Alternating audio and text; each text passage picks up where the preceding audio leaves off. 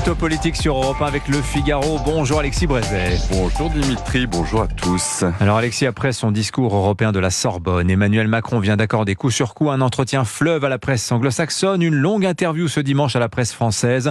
On nous dit Alexis que c'est une façon de célébrer le 7e anniversaire de son entrée à l'Elysée qui tombe très exactement aujourd'hui le 7 mai. Oui, mais très franchement Dimitri, je n'en crois pas un mot. Emmanuel Macron, d'une manière générale, n'aime pas cette manie médiatique de célébrer les anniversaires, et surtout pas celui-ci qui ravive en lui le sentiment d'une réalité fort peu agréable, et peut-être même vaguement angoissante, qui est que ses jours à l'Élysée sont désormais comptés. Non, la vraie cause de son activisme électoral, il me semble qu'il faut la chercher dans une autre raison toute simple. C'est qu'il y a le feu au lac.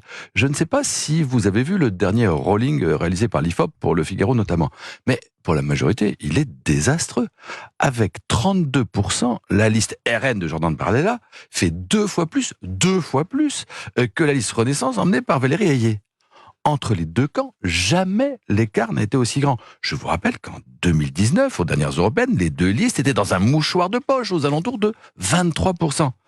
À un mois du scrutin, alors que le choix des électeurs se cristallise, il y a là, pour le président, quelque chose de très, très inquiétant. D'où cette agitation effrénée qui se traduit par ses interventions publiques en rafale, par les mises en demeure de plus en plus vives qu'il adresse à Gabriel Attal, sommet de se mouiller enfin en affrontant Jordan Bardella, ou par le fait, par exemple, qu'Emmanuel Macron a choisi de s'afficher lui-même en une du document électoral de Renaissance aux côtés de Valérie Ayé. Est-ce que vous pensez que ça peut marcher, Alexis, que cet activisme présidentiel peut relancer la dynamique en faveur de la majorité ? Le problème, Dimitri, c'est que c'est la troisième fois que le président s'y essaie.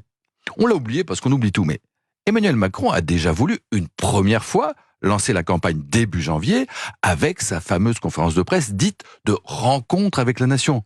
Rappelez-vous sa phrase qui avait fait couler beaucoup d'encre. Un projet pour que la France reste la France. À l'époque, il s'agissait de nationaliser la campagne en l'abordant par le flanc droit. Mais la colère des paysans et le ratage du salon de l'agriculture ont enterré tout ça. Puis, dans un second temps, mi-février, avec sa sortie sur l'envoi des troupes au sol, on est passé à la phase d'ukrainisation de la campagne. La guerre était à nos portes et Marine Le Pen, c'était Poutine. Ça a un peu pris au début, notamment chez les seniors. Et puis, l'attentat de Moscou, fin mars, et en France, une série de drames plus horribles les uns que les autres en avril, ont remis sur le devant de la scène la question de l'islamisme, de l'insécurité et des conséquences d'une immigration incontrôlée. Et voici donc, troisième étape, qu'après la nationalisation du scrutin, puis son ukrainisation, voilà qu'on nous annonce depuis la conférence de la Sorbonne son européisation. Il faut, dit Emmanuel Macron, parler enfin d'Europe, mettre en évidence les succès du gouvernement en matière européenne et bien sûr les risques que le RN fait courir à l'Union. Bon, après tout, on peut toujours essayer. Vous n'avez pas l'air convaincu. Les mêmes causes entraînant généralement les mêmes effets, il n'y a pas tant de raisons d'être convaincu. Comme en 2019, avec son grand débat post-Gilets jaunes, Emmanuel Macron voudrait bien sauver tout seul sa majorité. Mais il n'a le choix aujourd'hui qu'entre des mauvaises solutions. Soit il ne dit rien, et parti comme elle est partie, on voit mal comment la campagne de Valérie Ayé pourrait s'arranger. Soit il s'engage dans la bataille, et ses interventions, loin d'améliorer la situation de son camp, ont plutôt pour effet de la dégrader. Pour les siens, Emmanuel Macron se rêve en atout.